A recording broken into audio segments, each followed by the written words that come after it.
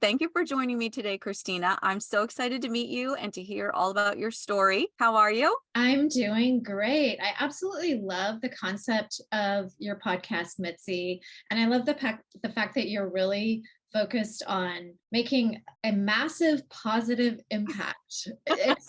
And that, and I have always felt the same way as you in that I think everyone has a story and everyone has amazing life lessons, you know? We do. We all have something important to say. So tell us a little bit about who you are and what you're into right now. Yeah. So, as you said, my name is Kristina Driscoll. I actually don't have a middle name. Fun fact.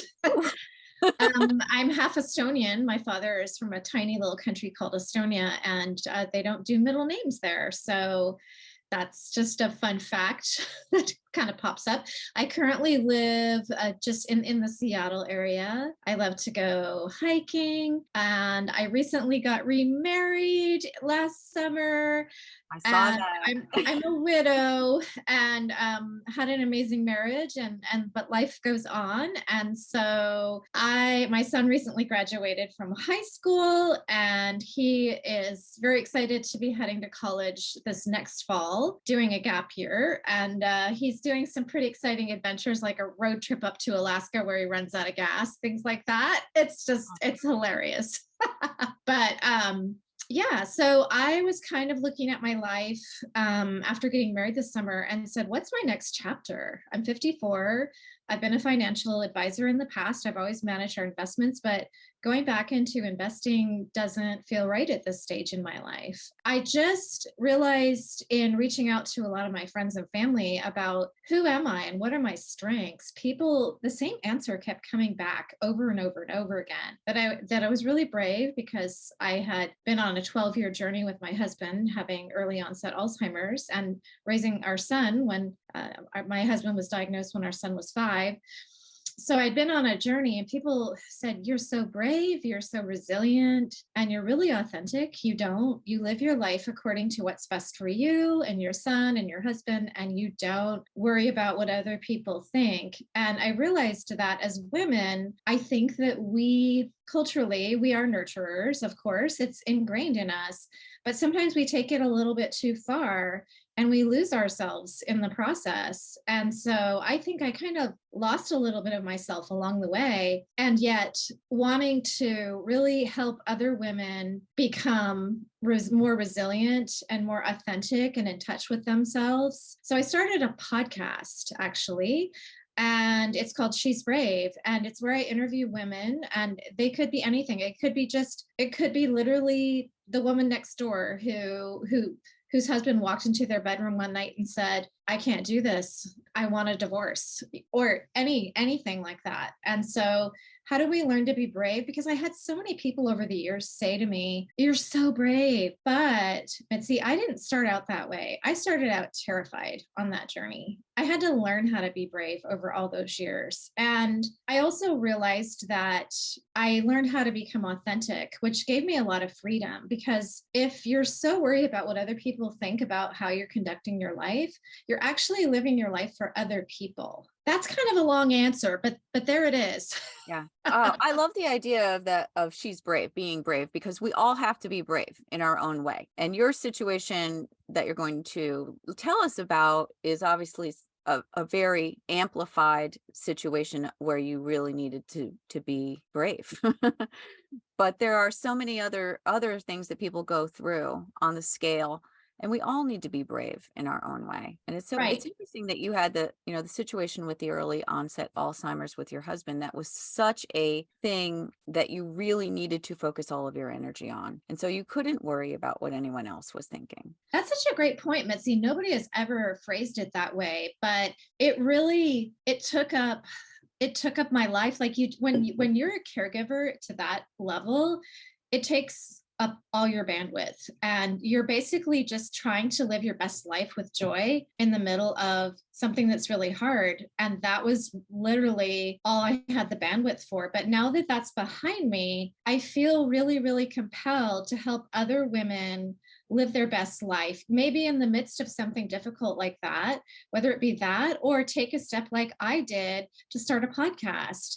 And like, how do we, like, unpacking that, like, how do we take that first step? How do we get the bravery to live our best life? Yeah, that's true. And the way that I look at it is that everything that we've experienced over the course of our lifetime, from childhood and into who we are today, has informed that ability.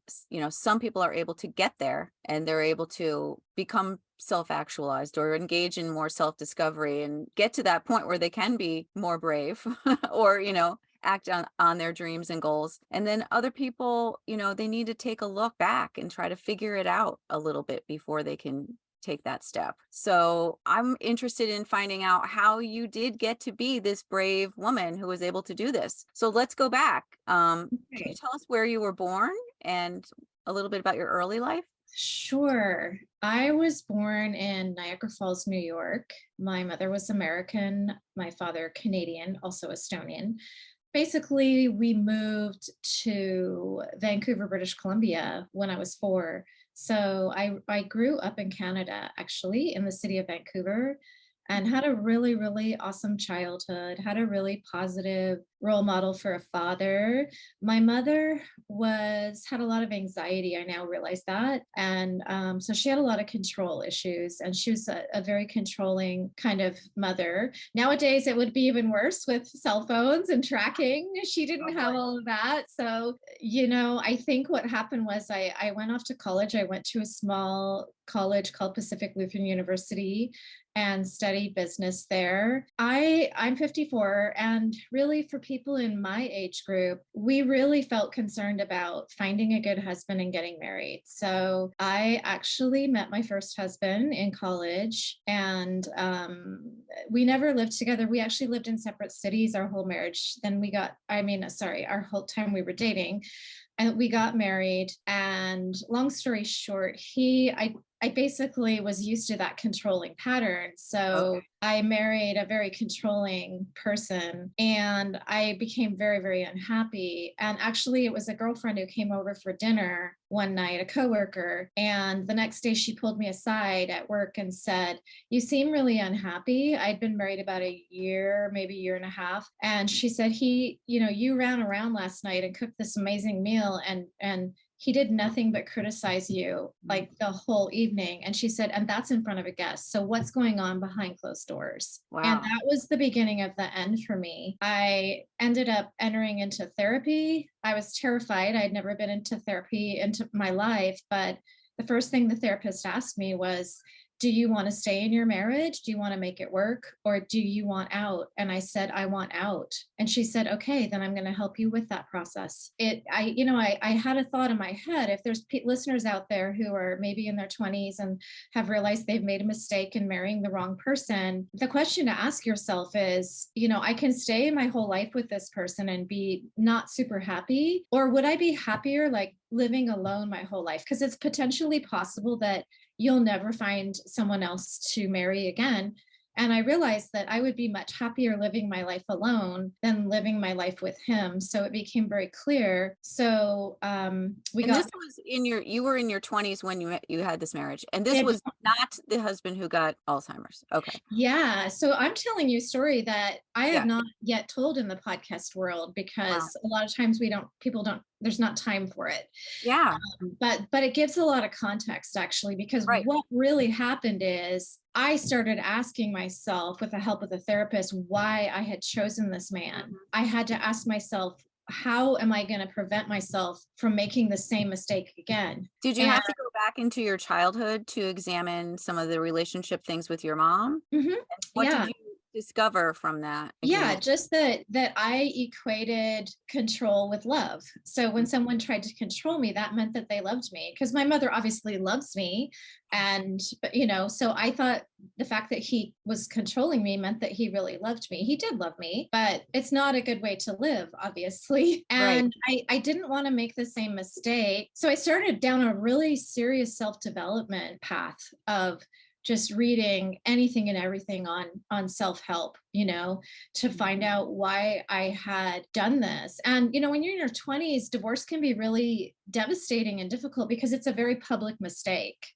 that Hmm. you make, and the whole world knows, and you feel terrible. But I just knew that I couldn't stay. And so it started me on this really intense self-development journey that really, I think, helped get me more in tune with who actually was. Because I think before that, I was just kind of being whatever people wanted me to be. I was that shapeshifter person.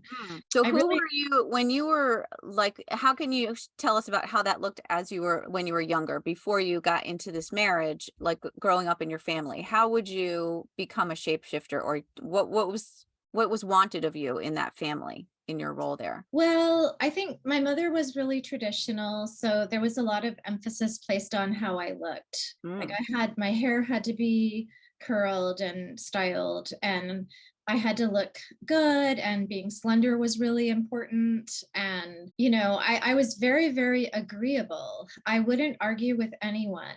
So nobody really knew the authentic me. So what would happen if you didn't do those things? If you wanted to leave the house in an outfit that your mother didn't like, or if you didn't agree with what someone was saying or asking of you? Well, my mother would actually fly into a rage. She did have a real big temper, so I didn't really have freedom. I mean, it really was truly a blessing that my aunt and uncle in the Seattle area suggested that I go to Pacific Lutheran University, because that was my first taste of freedom. Back then, we didn't have cell phones, so I didn't talk to my parents on the phone.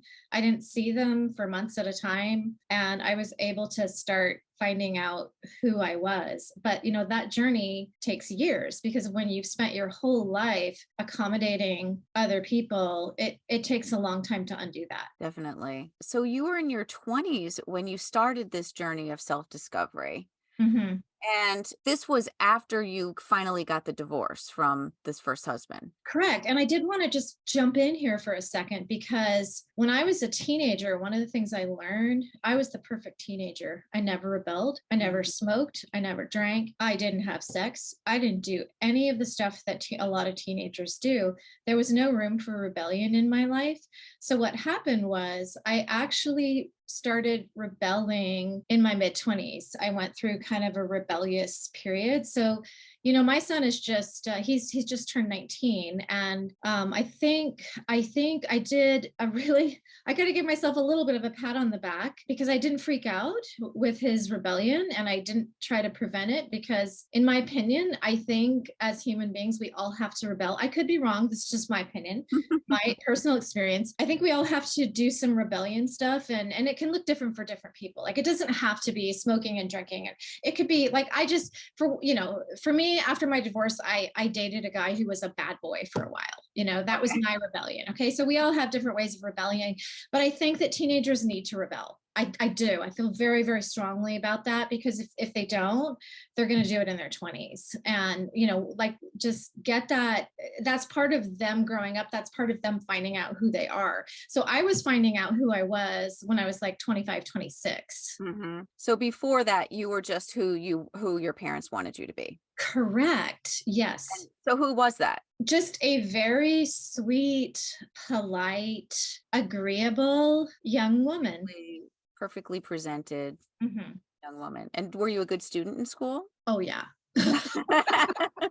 Yeah, yeah. I graduated magna cum laude at Pacific Lutheran University. I was in a special, I'm forgetting the name of it, but it was some scholastic honorary society that the top 10% of business school graduates are in. I was inducted into that. So yeah, I always had the good grades and everything. So before that, before you went to school, if you would kind of move out of the box at all, it was very upsetting to your mother, and so you like to keep everything kind of running smoothly. And then once you got to college, you were still in that mode. You ended up meeting this guy, you got married, and you were in the same boat, the same type of relationship. Yeah, exactly. It was such But as like, yeah, then it you was realized like, at some point that you weren't happy because people were noticing, other people were noticing outside of your circle. And yes. so that prompted you to make a change, and then you ended up in therapy, and you got out of that marriage. And then you started to find yourself finally. Yes. All right. When you got to that stage of where you started to find yourself, how did you even know where to start? So,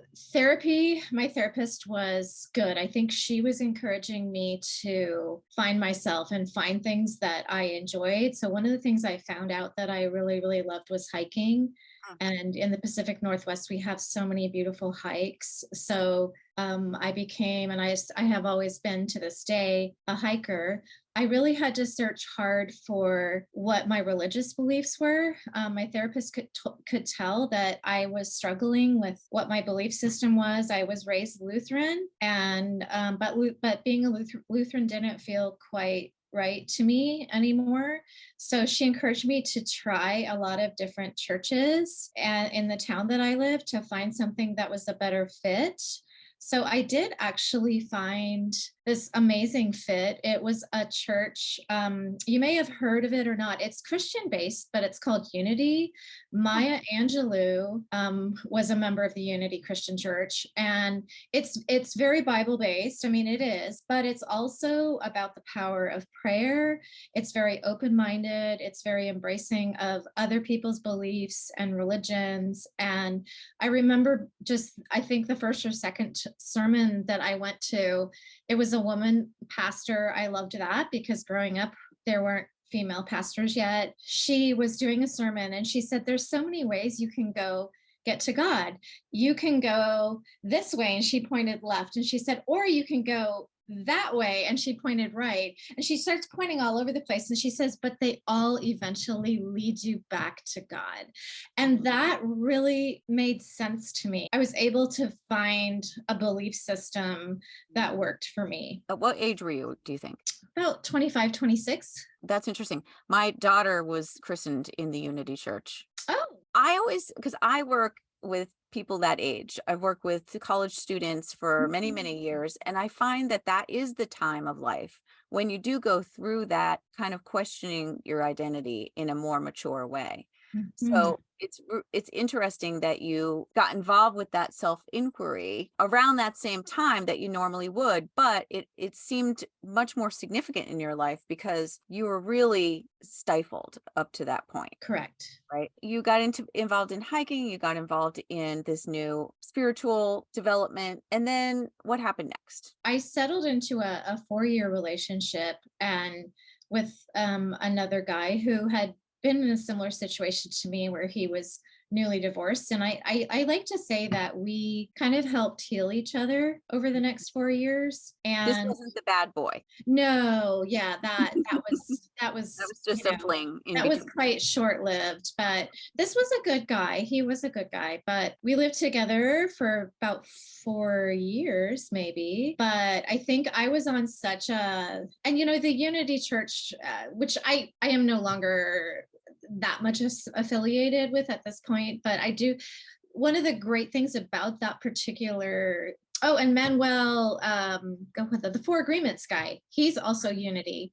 Mhm. Anyway, getting back to it. So the Unity Church is very much focused on self-development. Like that's one of the things that they love to encourage is reading a lot of books and working on yourself. And so I think what happened to me was I really wanted to get married and have a family. I turned 30 and something switched in me and he wasn't ready. So I just decided that I needed to move on. So I purchased my first home. I was working in finance and yeah, and then I just was okay with being by myself. I was really actually comfortable living alone, being alone. I wasn't dating. I wasn't trying to meet anybody, but I was continuing to hike. And there's a club in Seattle called the Mountaineers, wonderful hiking club. And it's great because you can meet people and then go hiking together as a small group, usually 10 people or so. So that was the only thing I was doing on the weekends. I was very busy with my work. And that's how I met my second husband. And that was an amazing journey that we had together. I got out of my car. He was at the trailhead. Our eyes met, and there was this really strong magnetic pull that I cannot explain. There was just something there. The thing is that's funny is I thought to myself, there's something here. So I'm going to try to get to know this guy. There's 10 people in the group, but I'm going to try to get behind him on the hike at least once or twice today during the day, because it's like an 8-hour hike, and see if we can chat. And both times it was just like talking to that friend, that long lost friend, where you could just talk for hours about anything and no time had gone by. It was almost like we knew each other already or something, or we like looked at the world the same way. But then I didn't hear from him for 2 weeks after that. And I thought, well, maybe it was just on my side. But then one day the phone rang. He said, "Hi, this is Bill Driscoll. Would you like to go out to dinner and talk about finance?" And I'm thinking, huh, what? Like, so for one thing, I didn't realize he had my phone number because he was the hike leader. So he didn't, apparently he'd been calling and hanging up the phone for 2 weeks. Really. He was a stockbroker. Oh When my he God. started out, he had to do smile and dial, phone book, pick up the phone, sell a stock or a bond in the late 70s, do this. But he said when it came to me, he was terrified, and he would dial my number and then he'd hang up, and he did it for 2 weeks. And then one day he said, "This is ridiculous. I have to, it's now or never. It's your last chance, Bill Driscoll." So he called me and I said, "Sure, great." But I thought, I know he's quite a bit older than me, but I don't know. He was so fit. I was never as fit as he was. He was always faster than I was when we were climbing mountains and stuff like that. But he came and picked me up at 6 p.m. and we talked. We had so much in common. We both were financial advisors. We both loved the mountains. We loved nature. We looked at the world the same way, everything. And in a blinking of an eye, it was 10 p.m. and he was dropping me off. And I didn't know if it was a date. I was like, is this just like a business thing where we're talking about, how we invest and like that? But then, he called a couple days later and said, "Would you like to go see a play? And would you like to go on a hike?" And things progressed really fast. So We you were 30, roughly 30-ish. 30-ish, and we were married within 6 months. Oh my goodness. Mm-hmm, 6 months. mm-hmm, I love it. It's a mm-hmm. whirlwind romance. But I think, at least for me, maybe it was all the work I had done. And in his case, he had never married. And I asked his family, why had he never married? Because he was 24 years older than me. But his family said that he just was very particular. He said, I'll know when I know. And he said, "I knew the minute I met you. That was it for me. That this is the person I've been searching for my whole life." And you had to go through that period of self-discovery in order to I be in did. vibration, to be like, Yeah, and I'm so happy to hear you say that, because sometimes, like, I've tried to explain that to people, that had I not really worked on myself, he and we wouldn't have never have gotten together. you have to be at the same frequency as someone else. What did he do that was so romantic that was only 6 months in the courtship? What kinds of things did you do? Oh, this is so sweet. I love these questions that you're asking. I was super, super, super busy in my job. So we went on a hike on a Saturday, and then on a Sunday, the next day, I lived about an hour away from him, and he was in the Seattle area. I was in the Tacoma area, and he said, let's get together today. And I said, I can't. I really have to mow my lawn, weed the garden. I mean, I have to. Like, this is the only day of the week that I have to get my chores done. And he said, "Would you like help?" And I'm like, "Yeah, but you don't have." He's like, "No." He says, "It's fine." He says, "You don't have to do anything for me. I'm going to come down and help you get your stuff done." So he came down, got on his knees, weeded, mowed the lawn, helped me with everything all day, expected nothing. I did cook him dinner, and then he went home. And that for me was a really defining moment. Like, someone who would do that and then they just go home. Like, they don't ask you for anything. They're not like, "Hey, like, let's get together." Like, this was like very early on. But that was a very defining moment for me. Like, Yeah, that's the kind of thing that makes you fall in love with someone. I mean, yeah. that type of authenticity. Mm-hmm. And then the other thing is that really after a couple of months, I mean, it's just so odd for both of us. Like, I think his family was so kind and gracious because honestly, they probably were freaking out. Like, you're dating someone 24 years younger than you, and you're rushing things, and what is going on with you, you know? But he was just really definitive. So a couple months in, he did something really, again, uncharacteristic for him. He said, "Hey, like, why don't you just move in with me in my place in Seattle?" And I said, "No, I'm not moving in with you because I just got out of a 4-year relationship where he wasn't ready to get married." And I said, "I'm never doing that again." I said, "I want to get married and I want to have children." Like, I think it's important as for women that we're really real and honest with men about, I mean, obviously not on the first date. We don't have to, but it doesn't serve us to pretend to be somebody that we're not. Hmm. And Yeah. so I said that to him, and he came back 2 days later with the ring. Wow. Mhm. And what made you say yes? Just knew. I felt like I could talk to him about anything. He was my best friend. He was like your best girlfriend that you could ever have, but they're male and they're handsome, you know. And to me, he was always so handsome from the very beginning. I thought he was a handsome guy always, even though he was older. So that was really kind of the first time in my life where I really had to step out and say, I'm marrying someone 24 years older than me, but I don't care what people think because this feels right. And he had the same conviction. He was super dedicated. Like, we want the same things. I think we talked about things really deep, really fast. So I think that was part of it too, why it was so easy for me to say yes, because when you feel like you're not on the surface, you go deep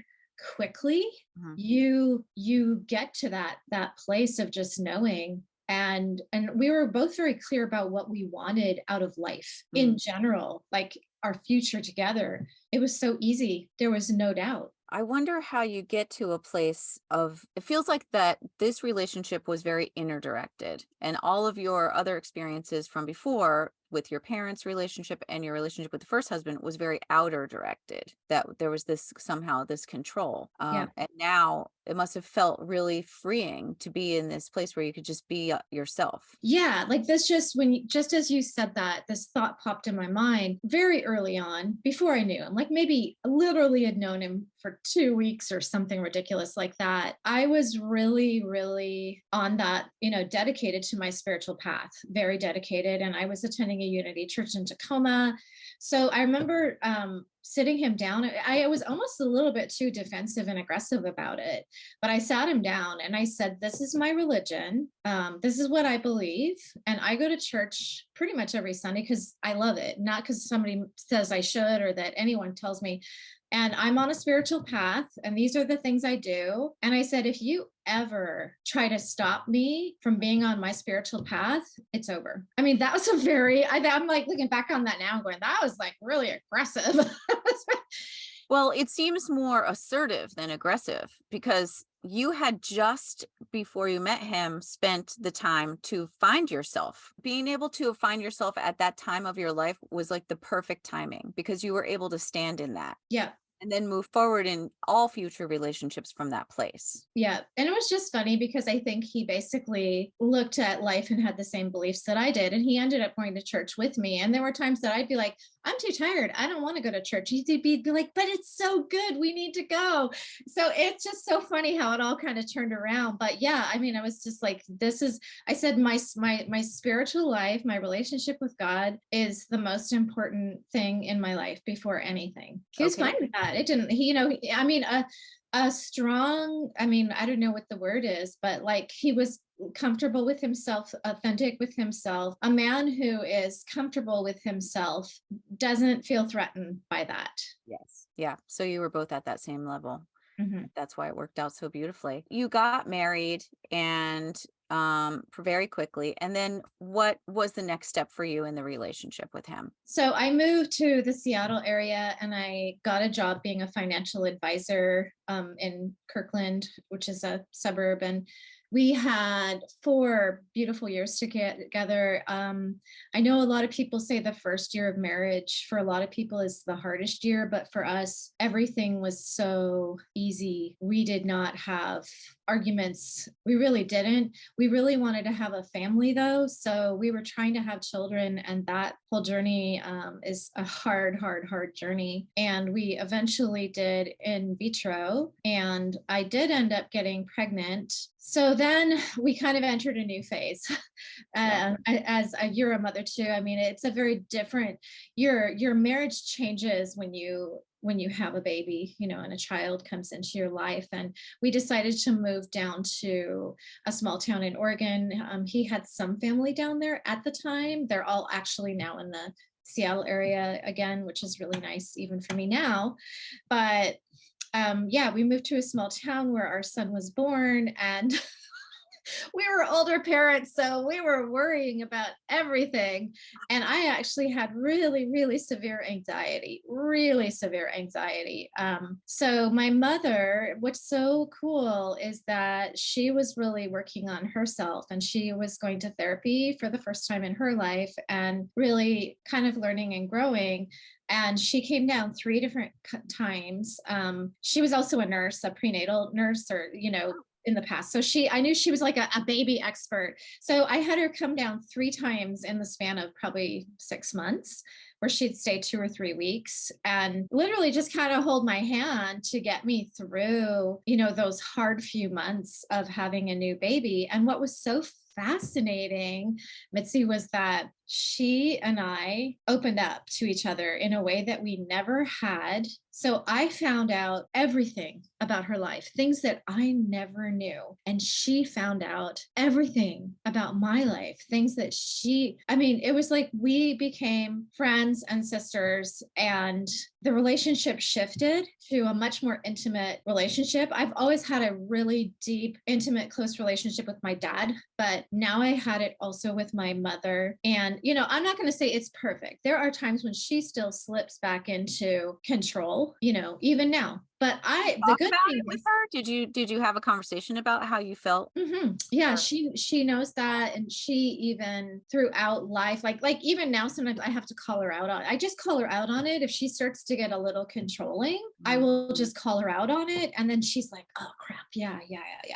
And so it's much better. But it's just interesting how having the baby healed our relationship. That's beautiful. So you had the baby and you moved to a smaller town. And so your relationship with your husband, how did it shift? You said it changes the marriage a little bit. How did that affect the marriage? I think we both were pretty anxious parents because we were older and to some extent. So I think for the first time ever, we did fight sometimes. But I think we also both knew that this is normal. Like we're working really hard. We're both kind of anxious about this new child. And this is what's going to happen is we're going to start bickering about things because that's just, we're in a stressful time in our life, which we knew was a temporary thing. And we joined a group in Eugene called Birth to 3.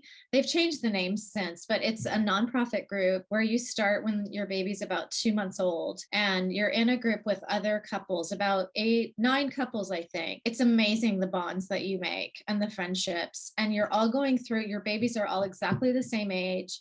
And so it was like a big support group, and it was led by a therapist. And it's really to help couples get through the first few years of being a parent, because a lot of marriages will break up. That's like a really crucial time in a marriage, So I think that really helped us a lot. I admire you so much for having the presence of mind to know that when therapy is necessary and to allow it to help you so much. It seems to have just really been a major impact in helping And my you. husband too, because it was so interesting. Like with Birth to 3, they said either the moms can do it, like you could do a moms only group, or you can do, moms and dads together. And he was 100% in. He said, Mm. this is really important. We need to do this together and we should do it with other couples. And we did. It was great. I love it. So you were able to make it through those first few years and Mhm. really understand what was going on and have that support system. Did you go back to working outside of the home when you had the baby, after you had the baby? I didn't. I had waited so long for this baby that I think for me, I didn't want to miss out on 1 second. I'd had a really intense, great career and loved finance, but I didn't miss it all that much. My mother was a good influence in that she said to me, like, you're not going to get this time back. This is, you've got the rest of your life to do whatever you want, work whatever job you want. You have 18 years or what, or there, or 12 years or however, but take the time right now because you can just really enjoy it. And just know that in the future, you've got the rest of your life to be like doing a bunch of other stuff, which is exactly what I did. My kid graduated, and I have all these amazing memories with him. We traveled many amazing places in the world and in the US, he and I, and with my husband early on. And then when my husband had to go under care, it was just my son and I. But, I really grabbed this moment in time to really, I think I felt it was more precious than the average person because it took me 4 years to have him. Yeah. And it was a miracle. And people would say to me, oh, you only have one kid. Are you going to have more? And, or, oh, I feel sorry for you. You only have one. I'm like, no, I won the lottery. But the good thing is that we were working with an adoption attorney and going through IVF at the same time. We were like, we are having a child where that child comes from China, where that child comes from India, where that child comes from IVF. We do not care. We are going to become parents. We are committed to this process. So you had this beautiful baby boy and your relationship shifted, but you're able to really make it work beautifully. But then around the time your son turned 5, you started to notice there was something going on with your husband. Correct. Right. Can you Yeah. talk Like for instance, my parents were visiting and I told my husband, that I'm taking my son to meet my girlfriends and the kids in the park. We had all kinds of adventures and fun things. Eugene's a great fun place to raise kids, lots of fun little like farms and places to go. So, I said, Bill, I'm going out, I'm meeting so and so. And then probably like an hour later, he went to my mom and he said, hey, where did Christina and Will's go? Like where so, and my parents started telling me that he wasn't remembering things I noticed it too. I mean, the defining moment for me was when, we were really good. I think we learned this from birth to 3. We were dedicated about going out at least once a week and hiring a babysitter. We had lots of babysitters. So we always had like a nice date night, like a good dinner and a movie or dinner and a play or whatever we wanted to do. And we were out to dinner and looking at the menus, put the menus down, and he looked across the table at me and he said, did we order yet? And then I just knew. I was like, yeah, there's something seriously wrong with him. But I was in denial for a long time. That was, it's okay. It's a coping mechanism. Sometimes you need time to process what your journey has shifted to. And it's not the journey that you thought it was going to be. So our journey was going to be a lot shorter than we thought. So it took me a while to kind of process that, but eventually I coped with it by kind of being in denial for almost a year. There really weren't medications out there at the time that worked. So we did finally get an official diagnosis from a doctor and they put him on medication, but they're not very effective, So what happened? Like, how did it go? From Yeah. when he was So diagnosed to, I know he went into having to have care. So mm, how did it go?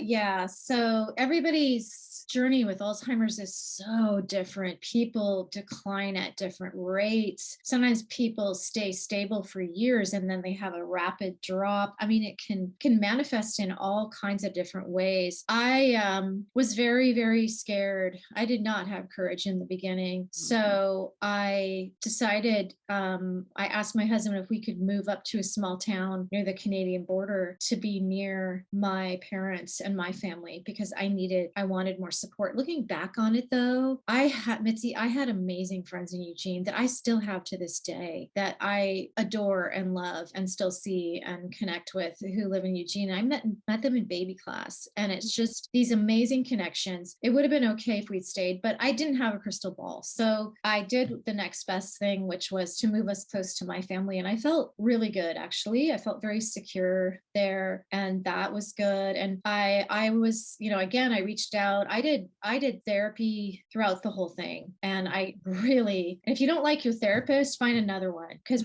sometimes people say, well, I tried therapy, I didn't like it. Well, no, you just didn't find the right person for you. Sometimes it could take 2 or 3 people that you have to find someone who you can really connect with. And for me, that even meant spiritually, so like when we lived in Bellingham, this little town by the border, we were attending a Unity church there, and the pastor was my therapist. Every Friday morning I met with him, and it was just my pillar of strength. I'm telling you, my pillar of strength. And then slowly just you discovered that you were brave. Yeah. And what was good about that therapy relationship, I've never brought this up with anyone before really either on podcasting, but in my case, it really helped to have someone who had very, very similar spiritual beliefs, who I knew like he was praying for me. And, he has actually since passed away. He passed away a few years ago, and I cried. He retired and then he passed away, but he was a godsend to me at that time. But unfortunately, my husband, things had to shift again because he declined so much that he couldn't make friends in this little town, and he felt very isolated. So he asked me to move for him. So he moved for me up to the Canadian border, and then I moved for him to the Seattle area because he was already having trouble communicating, but he would say, I need to be near my people. He was the oldest of 4 children. And a very close-knit, amazing family. And they all live in the Seattle area. And he knew that they would be there for him. And he was absolutely right. They were there for him, visiting him, helping and supporting me, the whole 9 yards. So we moved to a suburb of Seattle. How aware was he of what was happening to him? Not that aware, because such a great question. The caregiver can hide a lot of it. I don't know how. I don't consider myself a patient person, but I was so patient with him. I don't know how that was, but other than I really put myself in his shoes and said, he's asking me for the 6th time today a question, but he's not being mean. He's not a mean person. It's not that. He just truly doesn't know the answer. So I am going to just answer the question. So he did not have a concept of how bad he was, because I had ability to normalize it for him. I mean, there were times when he would say to me how much he appreciated me, and that how much how he appreciated me taking care of things. But man, that guy was wise. Like a lot of people with Alzheimer's, they will not, for instance, give up driving. And when we lived in Bellingham one day, I was getting worried, and he just came up to me and he handed me the keys, and he said, I think, like, again, like he was losing his speech, but he said, not in perfect English, but something like, I think you should drive. And then he just handed me the keys, and that was that. And like I drove, like he stopped driving from that day on. And I never had to deal with that, that's actually usually a very big deal for people with any kind of dementia. They do not want to give up driving. But I think he realized that, his own mother had dementia, Alzheimer's, and she didn't give up driving and crashed into a parked car. So I think he kind of knew, like, you can kill somebody, if you have dementia and you're driving around, you can run over somebody. So he was aware that he had dementia. He knew that he had Alzheimer's. Such a good question. It's so complex. Yes, he did. At times he didn't. And as they progress, they don't know. Yeah.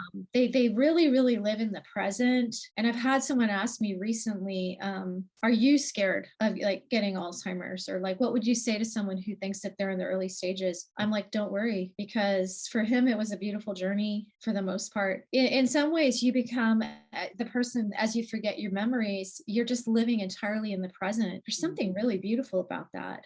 Like Mhm. even when he went into the care home, he would play music and like they had a little bell choir, and the way she did it is she would point at, they were all memory care people, and she would point and they'd ring their bell, and they had a little tiny like bell choir of like 7 people, and he loved that stuff, and they'd have dance parties and he and I would dance. There's pictures of us dancing together, because he was just living in the present. And so what was going on with your son during this time? My son, you How know, long is the time period? So your son, it was when your son was 5, you found out that you were dealing with Alzheimer's together.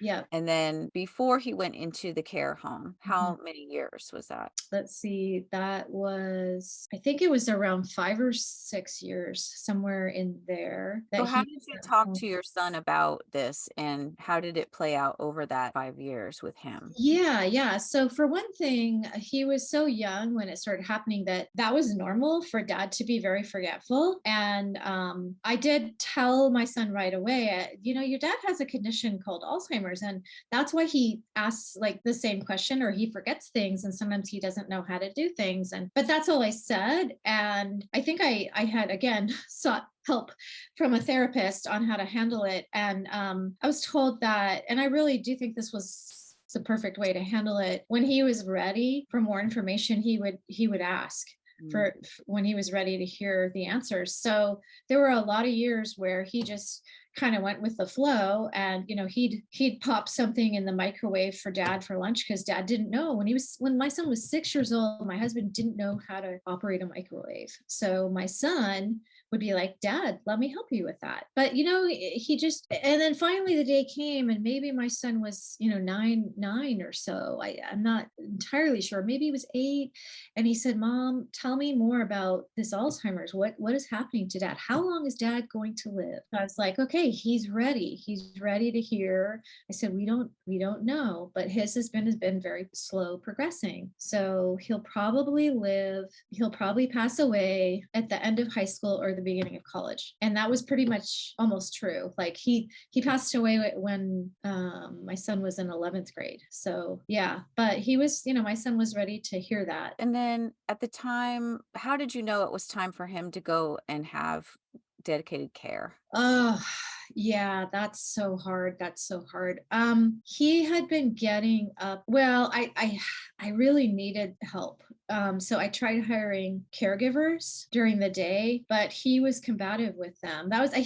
Overall he was not combative, but for some reason at that time he would get very aggressive with them, even possibly try to hit them. So I wasn't able to bring caregivers into the home. It wasn't working. He started wandering at night. He'd wake up in the middle of the night and just like wander around the house. And, he'd like look in our son's room and make sure he was okay. And one night, my parents were actually visiting from Canada, thank goodness. So I'm a very, very calm person, Mitzi, in a crisis. Like, I think that's a genetic thing I get from my dad. Like, I've been on this first person on a scene in a really bad car accident, and literally was just like 100% present and did everything right and looked in that person's eyes and said, you're going to be just fine. I am here. Breathe with me. So I'm not a person that falls apart in that, but that was the one time in my entire life that I fell apart.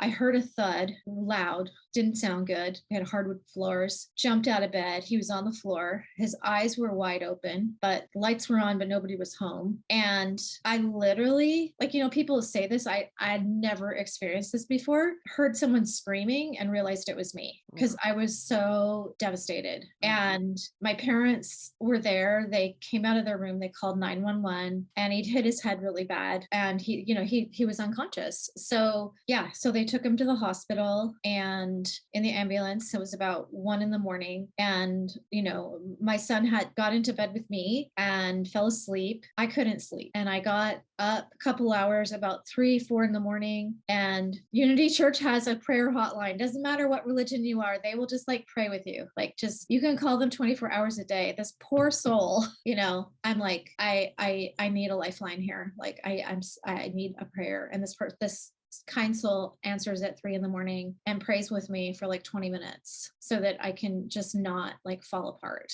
And then the doctor said, you cannot do this. Like, it's a safety issue and he has to go to a care home. Like, there's no choice. Can you talk about, because most people know Alzheimer's as a memory problem, a Mhm, memory related disease, but mhm. there are obviously other things that happen to people who have Alzheimer's. Can you talk about what some of those other things are? Like physical things, or Oh, um, you said that you mentioned the speech was becoming impaired and he's, yeah. he's falling, or something caused him to fall. What are those things? Yeah, it's fascinating looking back on it. Even things like, I remember asking him, "Can you please take out the garbage?" And this is him, like he can still take a shower himself. He can still get dressed, but he's not really talking. So I guess language is kind of disappearing. And this is at home, and I'm like, "Can you please take the garbage out?" And he didn't understand what I was saying. He didn't know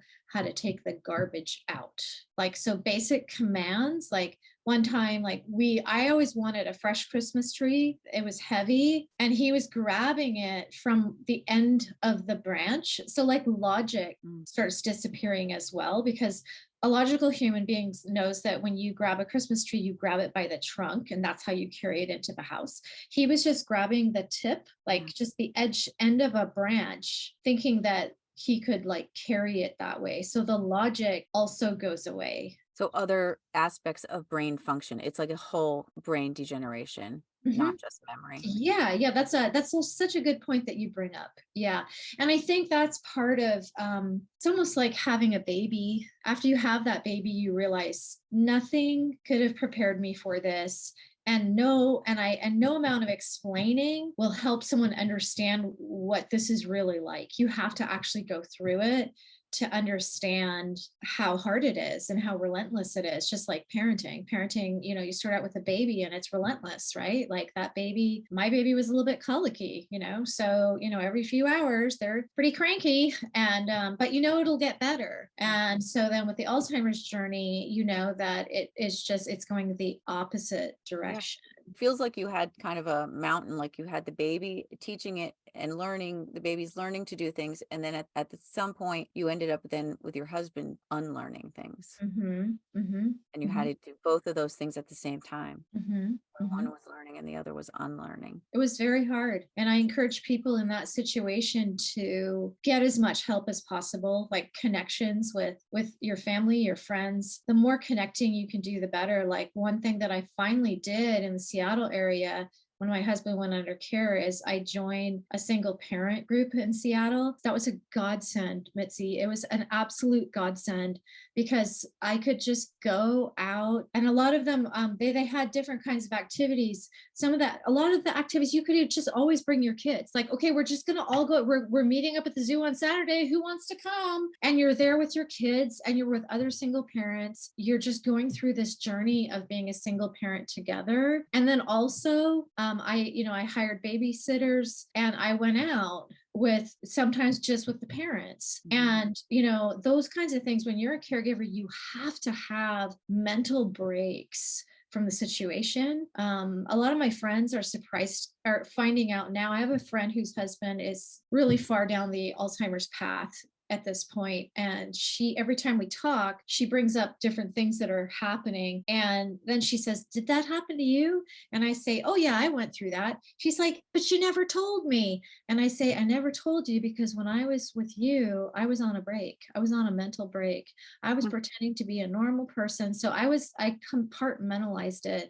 I do think it really worked well for me because it gave me a mental break. I wouldn't talk about my husband. I would talk about my kid. I would talk about life. I could just be normal for a few hours. I love the way you say that. I could just be normal, because we go through these things that make us feel like we're not normal, or we're not in our right body, or we're, so outside of where we want to be. But yet Absolutely. but that's normal too. Yes. Yeah. It is our normal, but we want the normal that most people are experiencing, at least to some extent. We want to at least pretend that we have it sometimes. That's very deep, to think about it that in that way. So he went into the care home, and then he was living there. And how did you manage that?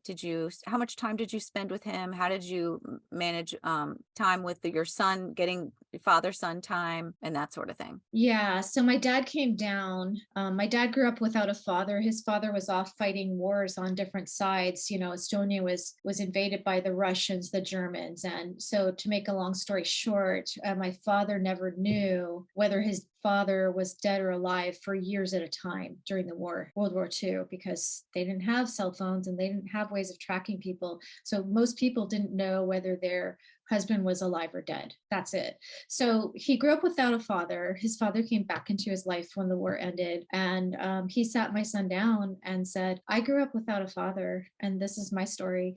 I know this is really, really hard for you, and you're growing up without a father now, but I'm okay, and you're going to be just fine also. And my dad was he became a chemical engineer in Canada. He did great, you know. And my son still holds that close to his heart. He's really close with my dad. So But he as far as stepped in as a surrogate type of father. Your father was almost yeah, able to do that. yeah, yeah. I think, you know, if we can, I think if we deeply believe in our children, they know it, they Mhm, sense it. mhm. And that was the message that my son got from everyone around him. Everyone deeply believed that he was gonna turn out just fine and he was gonna have a happy life. And we've always held that belief for him, and he believes it too. You know, and I guess it's a lot harder for children. You know, the hardest thing for a child is when they get abandoned by a Mm. parent.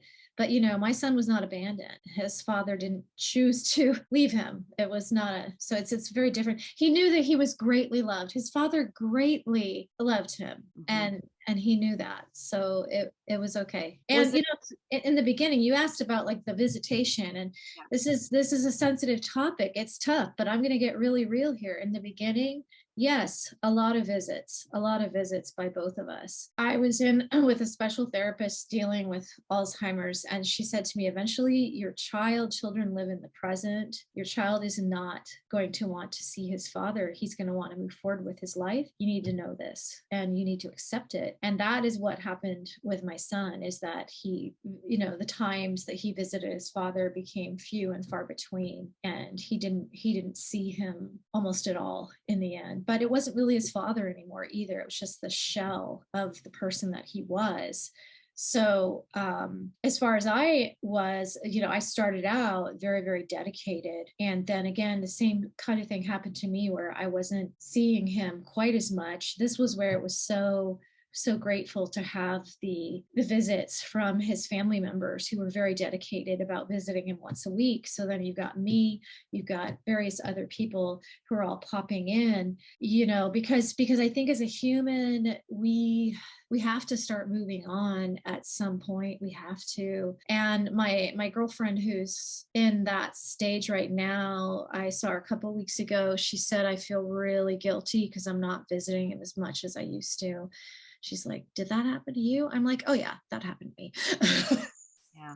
This is the way it works. And you know, as long as if they're in a really good environment, a really good facility, these people, you know, and that changes over time. He started out in a smallish facility, but it was a facility that had a lot of really fun, cool activities, you know. But then towards the end, it was really more about being present and changing his clothes and his diapers, and you know, so he went into a very small facility. It was a home, and they were the most loving, beautiful people you could ever imagine. And it was during COVID, actually. And I was able to see him just outside, even in the winter, and had to wear a mask because of COVID, but he had so many people love him so much in so many ways. One young man he came from, I don't know, Syria. He was just, he was in the US. He was working as a care aide, and he loved my husband so much. He was trying to make money for his wife and his son. And I had purchased, this is so out of the box for me, but right before he went into care, I got my husband this beautiful green Gucci leather jacket. I've never done anything before or since. I don't know why I did it, but he looked so handsome in it. And I got it for him. And this particular caregiver, he was moving on to another job because he would tell me all the stories. He'd be like, last night your husband woke up looking for you, but I told him, shh, be quiet. She's next door. She's sleeping with your son in this room right here. We don't want to open the door, but you got to be quiet and got to go back to bed. And my husband would be like, oh, okay, they're next door. Okay, we're good, or whatever, So then he'd go back to sleep.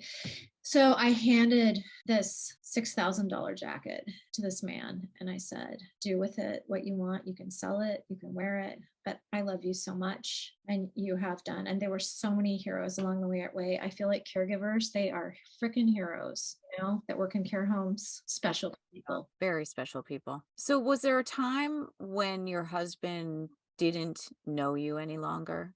Yeah. So probably the last 4 years, he didn't know me or recognize me at all. I was just a person that would come see him. But people are still capable of receiving love. And they understand when you take I would take his hand, give him a hug, and he could sense that I loved him, that I greatly loved him. So, the love was still there. And as you say that, I'm tearing up, but it makes me think I'm of tearing up too.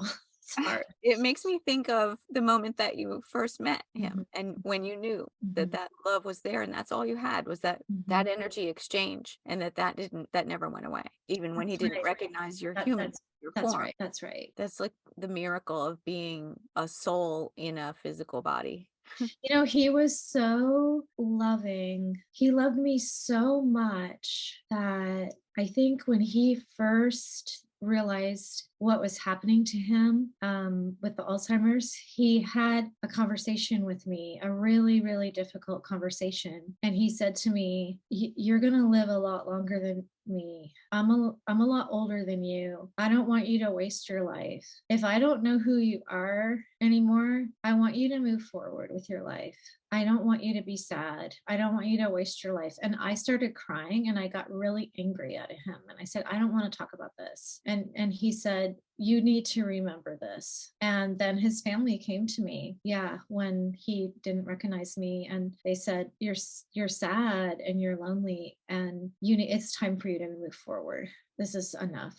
And please, I think that's when I joined the single parent group, and I started doing some other things, and they said, please, date or find a companion, to someone that you could even go to dinner with, because that's what Bill wants for you. He wants that for you, and he just wants you to have a good life. There's a big age difference. This is Bill was very practical. He was a practical person, but that is the ultimate sign of love. And I would do the same if I get dementia. I'm remarried now, but if I don't recognize my husband, please go on with your life. Don't waste your life crying over me.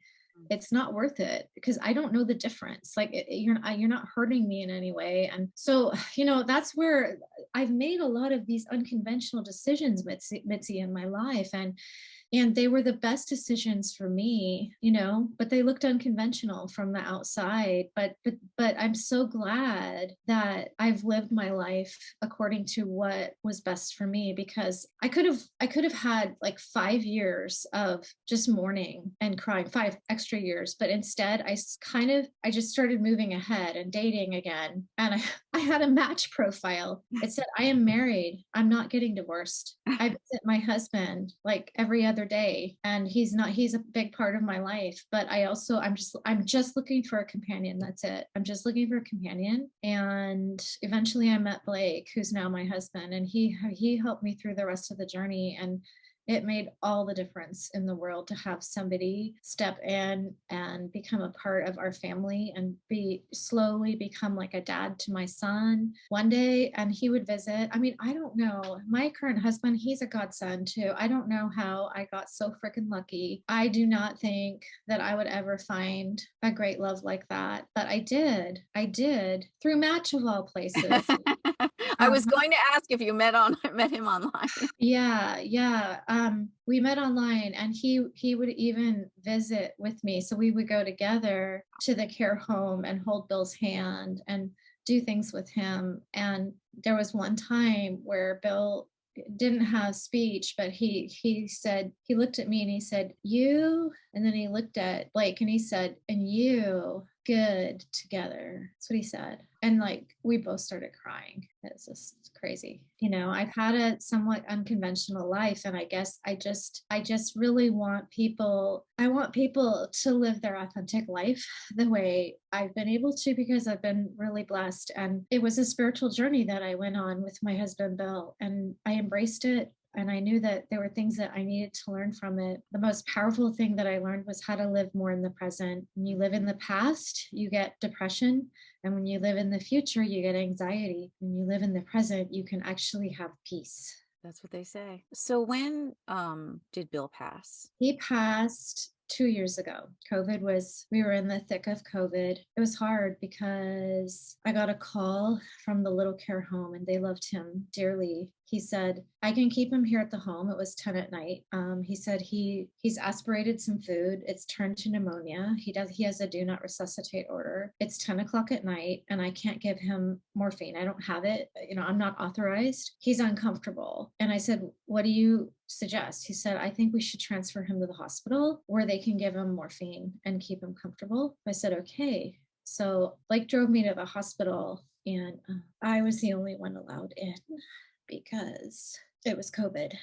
And he was in the emergency room. His breathing was steady, but they did the COVID test and they go way up the nose. And she said, normally even unconscious people they'll try to pull their head away.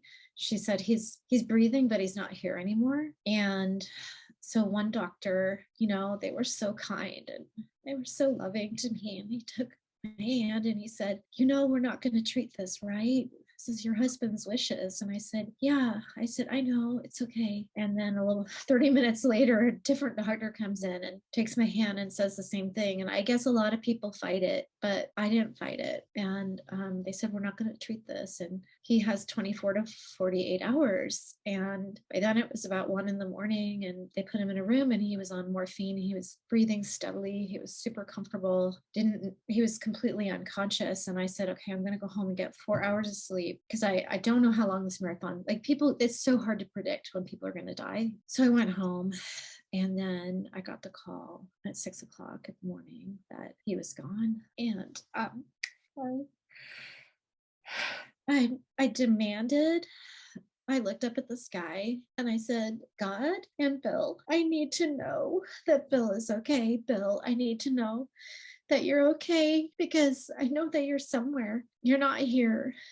You're not in your body anymore, but you're somewhere." And a picture, I got a vision of an eagle. It just seemed very ridiculous. So I didn't say anything to Blake. And I had to go back to the hospital to do the paperwork. Blake was driving me to the hospital and I was looking at my phone, forgot about the vision. And suddenly Blake didn't know. I didn't share it with him. Blake says, look, there's an eagle. There's a bald eagle in that tree over there." And I went, "There it is." That's all I needed to know. Wow. Well, I'm astounded by your bravery in sharing all that. I love the eagle. I think God is there for us. If you just ask, you just say, "I need this right now." He helps you. He will reach out and give you the comfort that you need, whatever that is. It'll come to you. And then I had to tell our son, and he said, "Mom, I knew it was going to happen." And I said, "Why?" And he said, "Because Dad's been coming to me in my dreams for a month, and he's been the old dad before Alzheimer's, and we were having all this fun, and I knew that he was saying goodbye." Missy, same thing happened to me. He was coming to my dreams for the whole month before he died, but I didn't put the two and two together. He was coming in my dreams. I thought, this is interesting. He's been in a lot of my dreams lately. And then he died. He continued to be in my dreams for the next year and a half because he knew that I needed more time with him. And it was just normal life. And it was the comfort that I needed. And I knew it was him. It wasn't just a dream. And then when I got married, the dream stopped. But my husband said, I will take care of you. Bill said, I will take care of you beyond my death. That's what he always said to me. And he did. What a beautiful man Bill must have been. Incredible. Beautiful. That's a great word for him. He had a beautiful soul too. Yeah. Well, that lives on. I mean, the soul. Yeah. No. Yeah. It's for sure. For sure. I rarely cry anymore, but sometimes it just happens. Well, it's moving. Bringing out that emotion is, I don't know. It's cathartic. It's necessary. And it really drives home the magnitude of who you are and who Bill was and the meaning of it all. What do you think the meaning of this whole experience has been for you? Oh, I mean, I think there's many, many lessons. One of the things that I had to learn through the caregiving journey was how to live in the present. And that was a really good gift. I was able to do Oprah's book club, A New Earth, Awakening to Your Life's Purpose with Eckhart Tolle. I didn't understand his books until I took her 10-week book club, each week, chapter by chapter, Oprah and Eckhart discussing the chapter and explaining it. And then I understood more about living in the present. And I do think that that was definitely one of the lessons that I was meant to live for in this life, was to learn to be more present.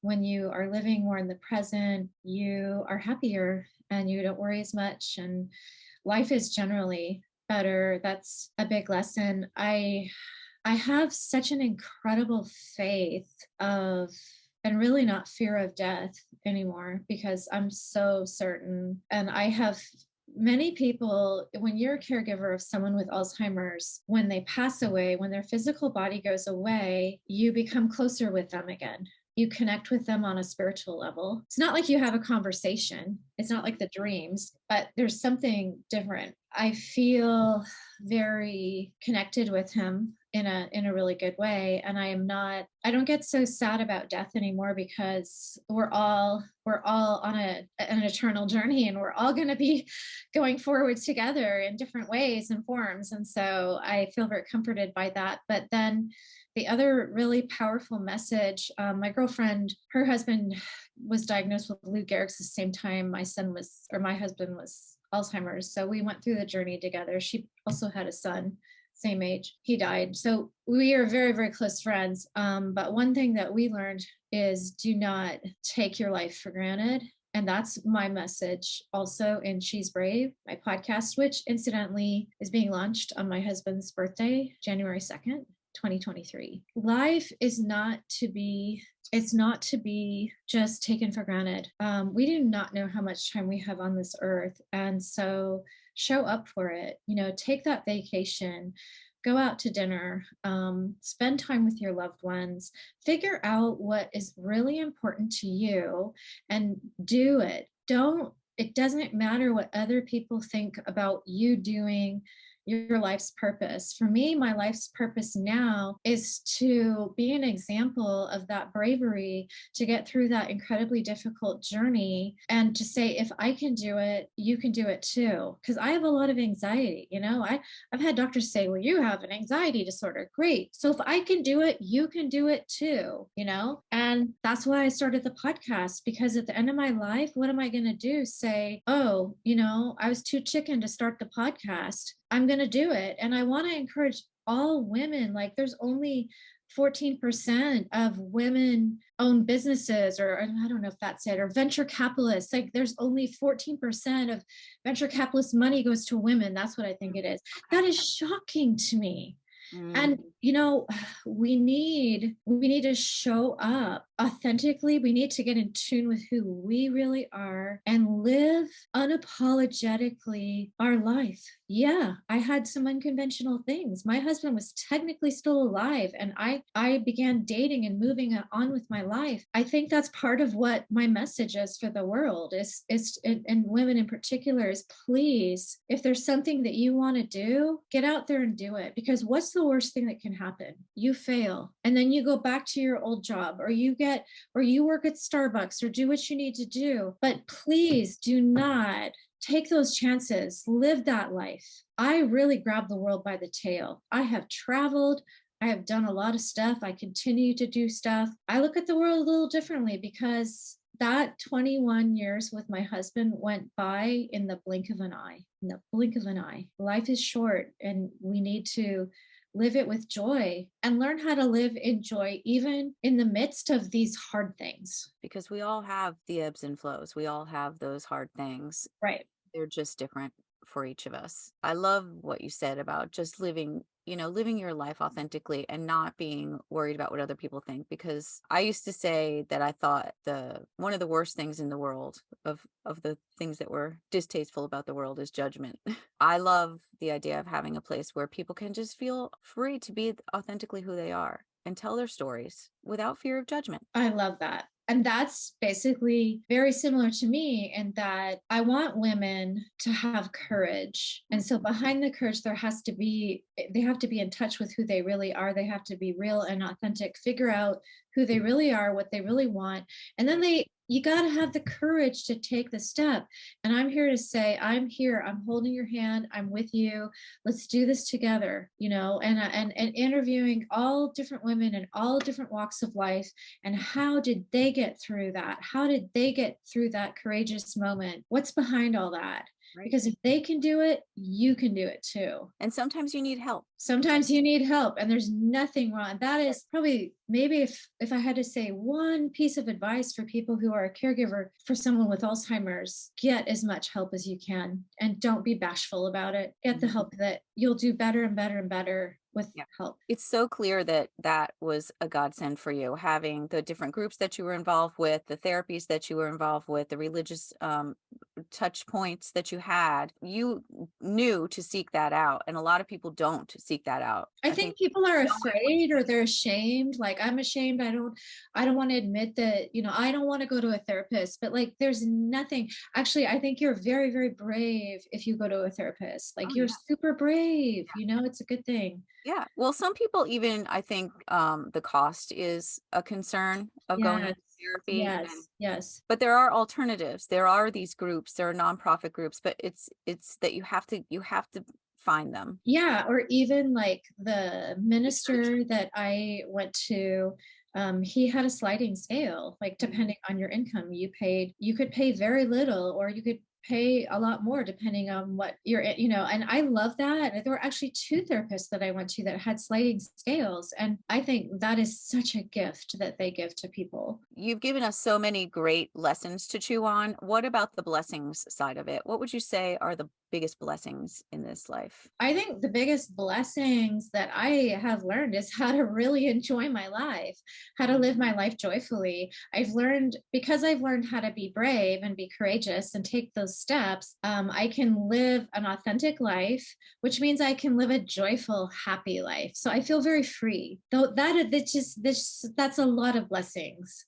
Because I think so many people aren't living very free. They're not maybe in touch with who they really are, and they're living outside. They're living for other people. And I feel very blessed that I just show up 100% as me, and I'm unapologetic. And it's okay if you like me. If you don't like me, that's okay. It's fine.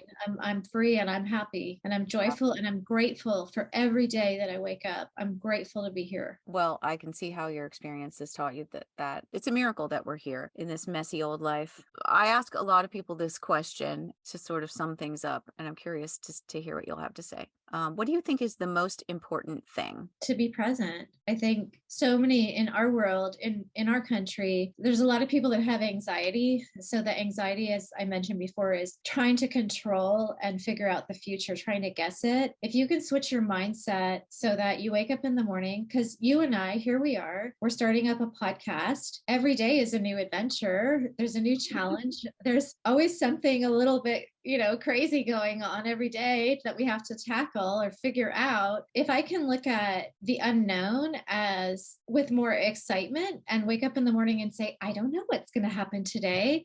And I don't need to figure it out. I don't need to try to control it.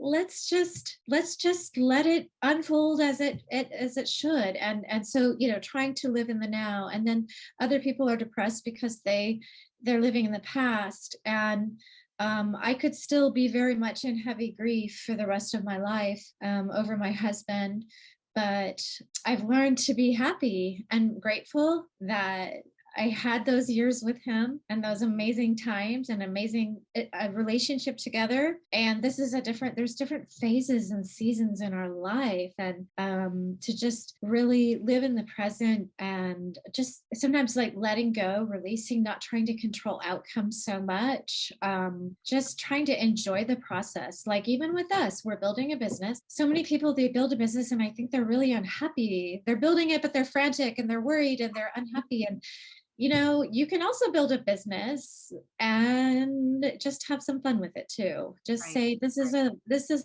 just reframe it and say, it's an adventure that I'm doing that may or may not work. But it's still fun. I'm going to enjoy every step of the journey. That's for sure. I'm just curious about like I totally agree. I love the idea. I'm going through this like in my mind personally about how do you live in the now and be present, but also not live in the past, but allow the past to inform who you are and who you're going to become Oh, without that's like a tough dwelling. one. Yeah, yeah, yeah, yeah. I mean, I almost want to say, even just with physical objects, like sometimes you go into someone's home and there's massive amounts of pictures, memorabilia of the loved one, and it Mm, can feel really heavy and really sad. I don't have any pictures. I'm trying to think. I'm like in my house. I don't have any pictures up on the wall anymore of my husband. I still have them, like they're indoors. If I want to take them out, if I want to take those out and I want to look at those, great. But I think that's part of why is that I want to live more in the present. And I have a great comfort in the fact that I will see him again. This is just a vacation from us being apart. And right. so I can I mean it's tricky. I think some people can do it more easily than others. I think some people are drawn more to the past, and I'm not that much that way, and I'm not super sentimental. And so I think, but I do think physical objects can weigh you down Mm, that belonged to that person. But you got to do what's right. Maybe you could have like a space, in the house. Like I do have, he was in the military. He was an officer in the Navy. I still have his military uniform in a closet because I love it.